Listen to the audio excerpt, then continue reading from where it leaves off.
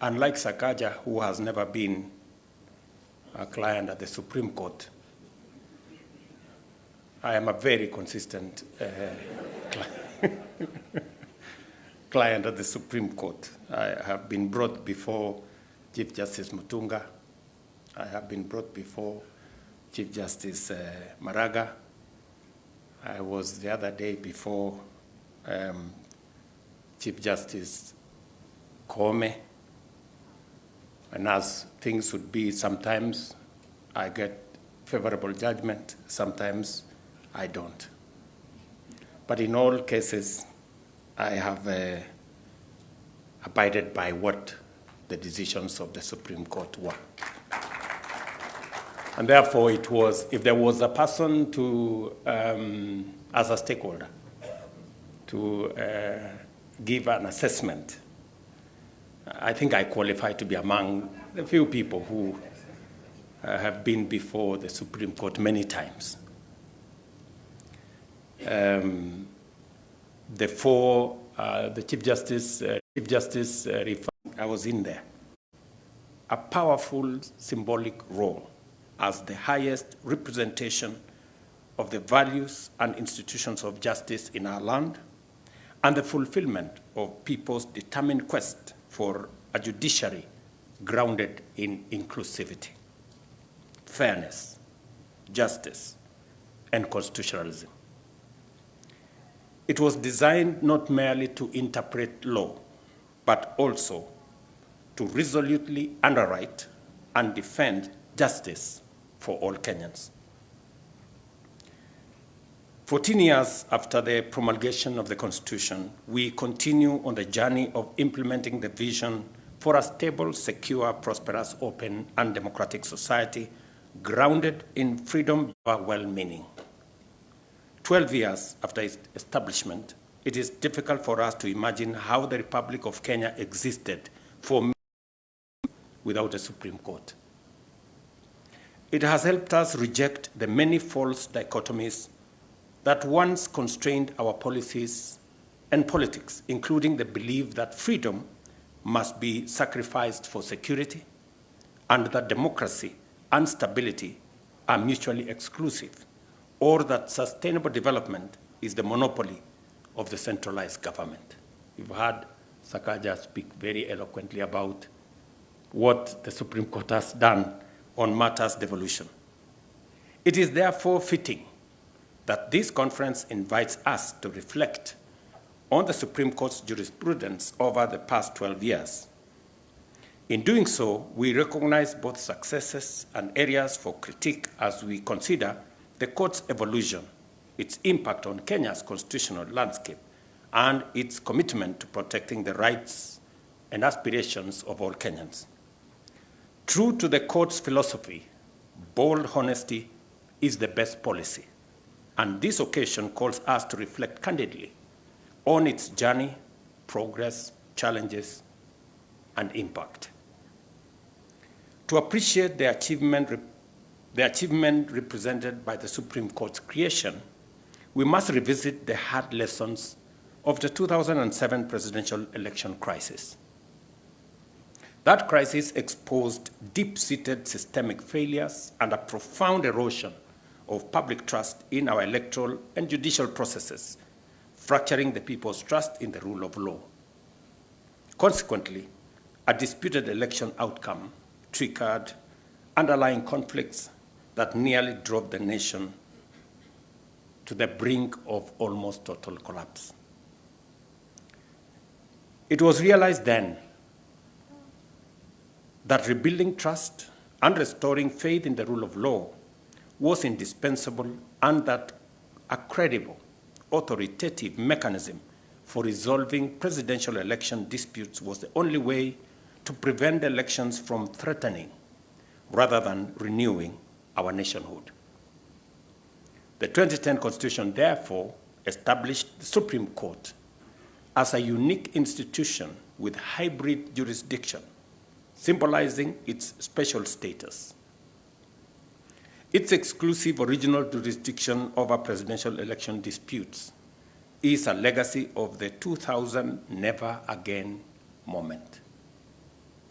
Its hybrid appellate jurisdiction, which depends on the existence of a unique issue deserving authoritative determination by the court, aims to restore confidence in the judiciary, while its advisory mandate enables state organs and county governments to seek authoritative guidance on best practice for policy formulation and also policy implementation. The body of work that the Supreme Court has developed over the course of the 12 years is expansive, meaningful, and authoritative. It would be tedious for me to dissect all of the outputs today, and in any event, my very able Attorney General is here to do that for me at a later occasion. Suffice it to say, the court's jurisprudence demonstrates its capacity to address complex issues, clarify the law, stabilize policy, and meet the expectations of the people of Kenya. There is no doubt that the Supreme Court has not been short of critics during the past 12 years. Its decisions have been and will be debated and dissected vigorously, and in a number of cases, disagreements will linger for long. Nevertheless, it would be unduly pessimistic to overlook the court's clear efforts to interpret the Constitution with wisdom, reinforcing pillars of democracy, justice, equality, freedom, good governance, accountability, and the rule of law in a very robust way with immense clarity. Sometimes citizens, including myself agree, sometimes we don't, but we are bound to respect.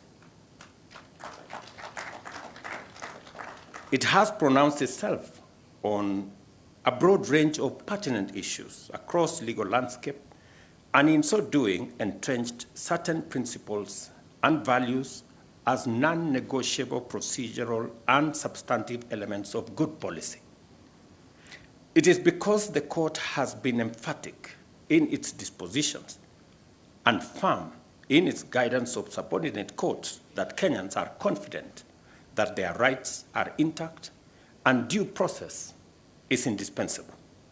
In turn, this confidence has fostered courage, openness, and vigor in our society, values the Constitution envisioned for the Supreme Court and the judiciary in terms of being faithful to what the Constitution expected of the judiciary. We can confidently say you have passed the mark. It is therefore quite fair to say that the court has stood as a faithful custodian of our Constitution, a defender of fundamental rights, and a pillar of democracy. Its sustained capacity to resolve complex constitutional matters remains critical to our nation's institutional vitality now and going into the future. Even as we celebrate the court's achievements, we must recognize that there remains some way to go for us to reach the Constitution's promised land, that the pursuit of justice is unending, and that as long as we are free and a democratic nation, competition and disagreement will require resolution. And therefore, you must always be present, alive, with clarity to resolve.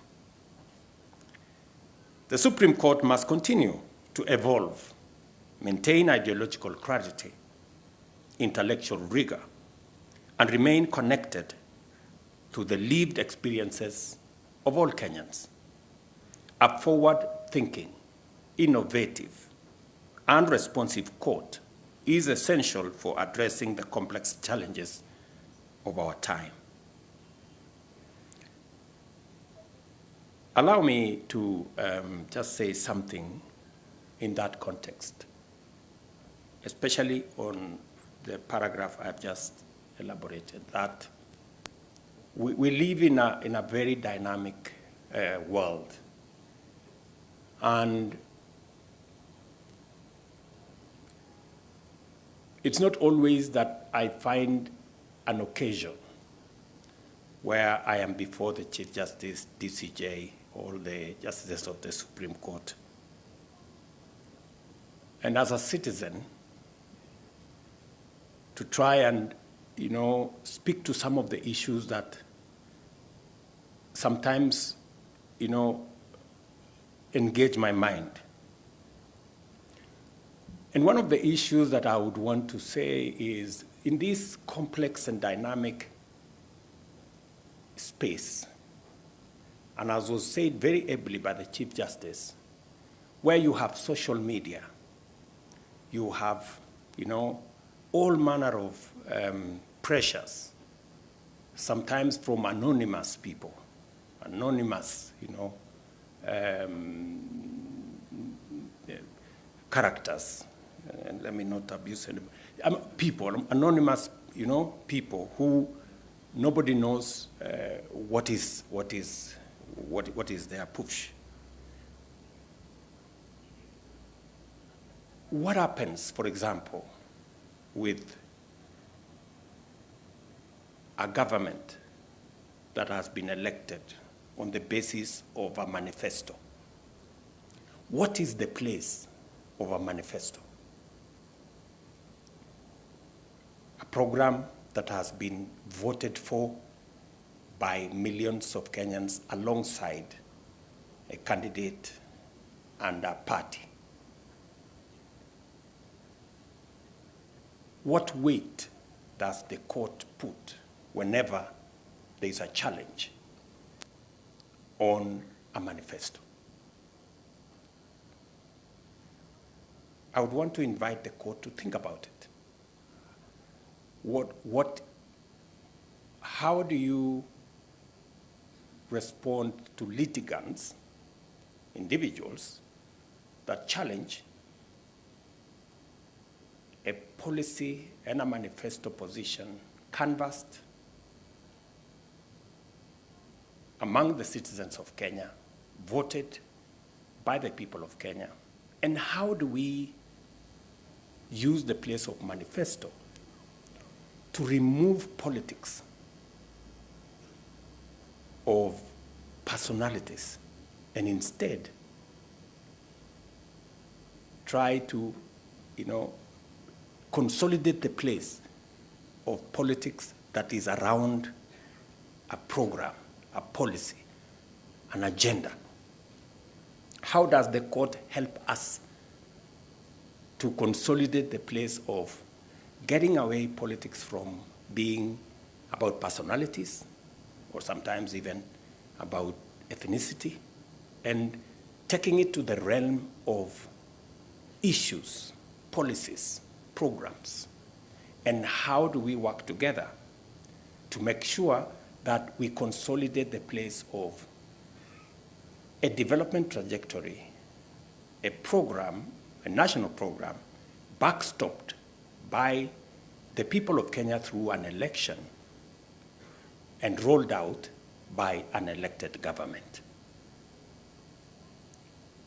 And sometimes, as was said again by my younger brother Sakaja,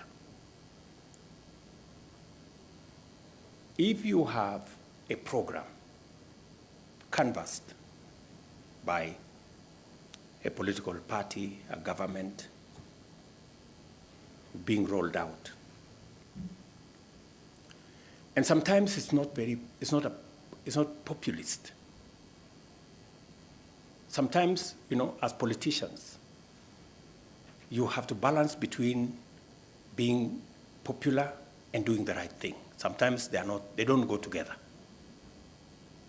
And then you sacrifice your political capital to do the right thing.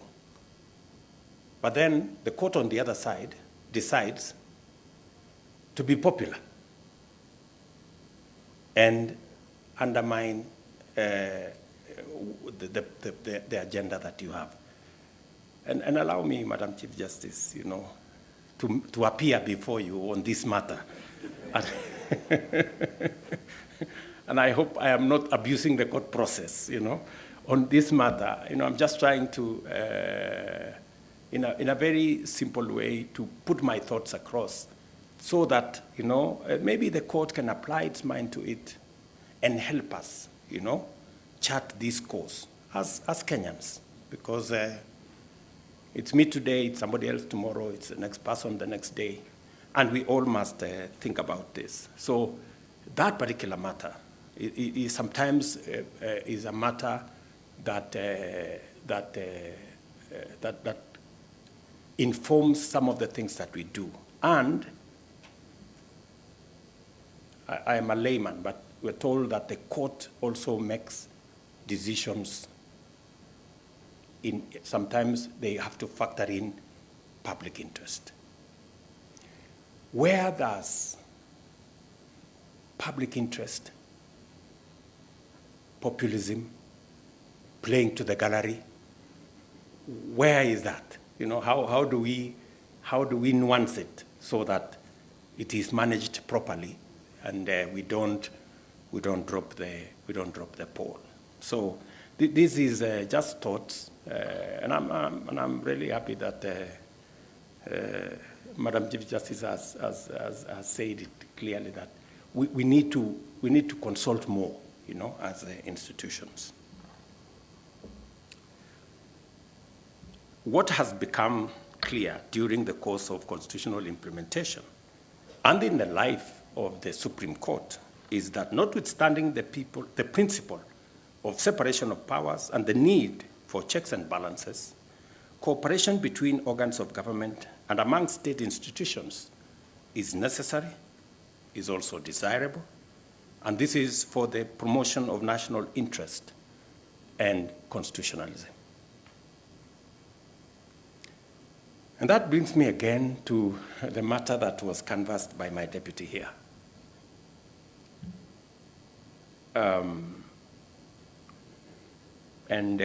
My sister Njoki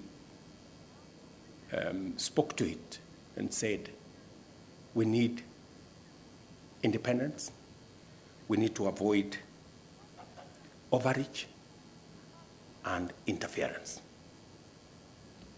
You know? Overreach and interference, you know, that kind of thing. Now, we must be careful as the executive to avoid overreach and interference, because we always talk about judicial independence. And it's a fundamental principle of our Constitution.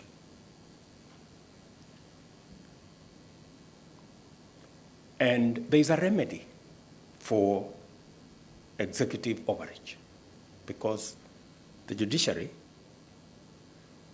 will do something about it. But what happens when we have judicial overreach and judicial interference?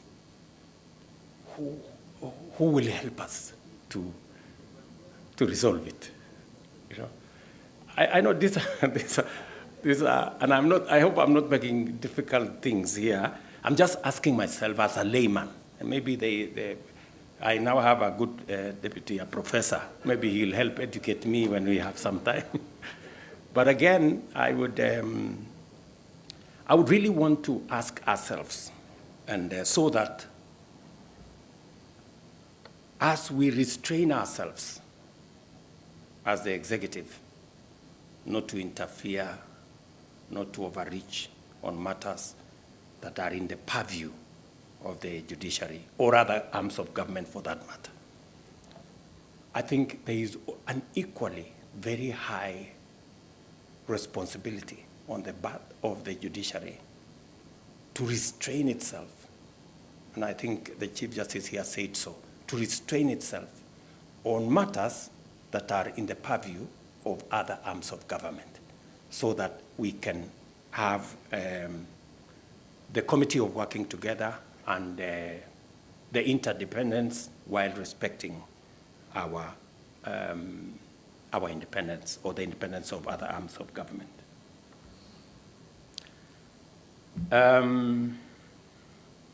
Such moments are rare, you know, when you have the ears of the judiciary. I think I have said the three things that I really wanted, just as a citizen, to juggle the minds of our judicial leaders and judicial officers, so that we can work together in this space. Effective collaboration, this is what I'm talking about, in the national interest. And you heard my deputy say, there is public interest, which sometimes is about maybe what the social media has said. What the social media has said, is it public interest? What is it? We need to, there must be a balance. And then there is national interest. These are propositions that we need to think about so that we can carry it along in our jurisprudence and also in our life as a nation. No single institution or organ is entire of itself or viable in isolation. I'm encouraged by the increased confidence with which various arms of government are exploring areas of partnership and collaboration. And by so doing, we are breaking long-standing barriers to unlock the power of institutional synergy. There's a lot that we can achieve through institutional synergy, finding ways that we can make all the institutions work. And I agree with the Chief Justice that we must build strong institutions that can withstand even weaknesses of individuals. That sometimes, because we are human, sometimes individuals may be weak, but if you have strong institutions, they can even carry weak people across or stop tyrants also. Strong institutions can stop rogue people from also taking advantage of the system. And as we have consistently and repeatedly demonstrated, such partnerships are beneficial when pursued transparently and in public interest. Through this approach, the executive has found opportunity to engage the legislature and judiciary over the national budget, and also to support the expansion of judiciary's infrastructure, among other consultative endeavors. And today morning, we had a conversation with the Chief Justice and the leadership of the judiciary on some of the aspects of modernization of our judiciary. And I must say, with a lot of clarity, that the judiciary has been phenomenal in its application of technology to deliver on its mandate. They have done a very commendable job. That e-filing and making sure that even decisions can be made online has really enhanced the efficiency of the judiciary. And the rest of government need to come along. I hope that the judiciary will assist the other arms of government in appropriating and using technology to deliver on their respective mandates. I know, for example, that KRA is working on how to deploy technology to eliminate, contacts and corruption in judiciary, in the collection of taxes. And I really want to implore the judiciary to assist the other arms of government in using technology so that they become as efficient in collecting taxes as you have become efficient in executing your mandate. We remain committed to partner with the judicial and legal fraternity in building a more accessible, empathetic, and efficient judicial ecosystem which delivers justice to all in a timely, fair, effective, and accessible manner. Each branch of government plays an important role in supporting the Supreme Court as it leads the judiciary in delivering justice. We are committed to working alongside the judiciary to continue developing a judicial system that honors the aspirations of Kenyans and upholds our Constitution, reinforcing the foundations of our democracy. We must work in unity and with a singular sense of purpose to ensure that the Supreme Court remains a shining beacon of integrity, a trusted guardian of our rights and freedoms, a champion of the rule of law, and a leading force in producing progressive jurisprudence, not just in our country, not just in our continent, but also globally. Beyond serving as the ultimate arbiter, the Supreme Court is a driver of national development. Its decisions shape our institutional framework, define our socio-economic landscape, and guide our path towards an equitable society where justice underpins our development. And I would implore us as we make decisions, we must keep this society equitable, Kenya equitable. The Constitution demands of us in Article 43 on economic and social rights. How do we bend backwards to carry everybody on matters health, on matters housing, water, and access to public services? How do we make sure that we leave nobody behind? I think as we make those decisions, whether in our judiciary or in our executive or even in the legislature, we must keep an equitable Kenya in our thinking. In guiding our institutions to articulate the national values and principles of government as coherent parameters of sustainable development, the Constitution designates the Supreme Court as the umpire charged with auditing policies to ensure that they promote inclusive growth and economic empowerment. When it supports access to essentials like health, housing, and education, it strengthens the foundation for inclusive policies that uplift communities and break poverty cycles. As recognized and amplified by the Supreme Court itself, the greatness of our nation is based on fidelity to the Constitution and the rule of law.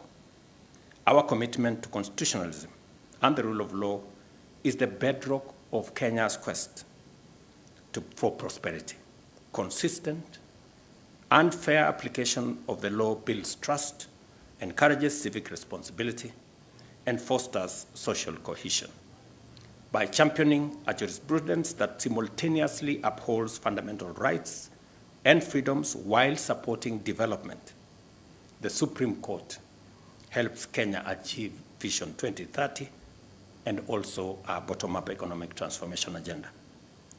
I congratulate the court on its 12 years of steadfast growth, and without a doubt, it has now matured into a respected constitutional authority and fountain of progressive jurisprudence. I encourage the court to sustain its progress and become a global beacon of judicial wisdom, constitutional clarity, and foster developmental dynamism.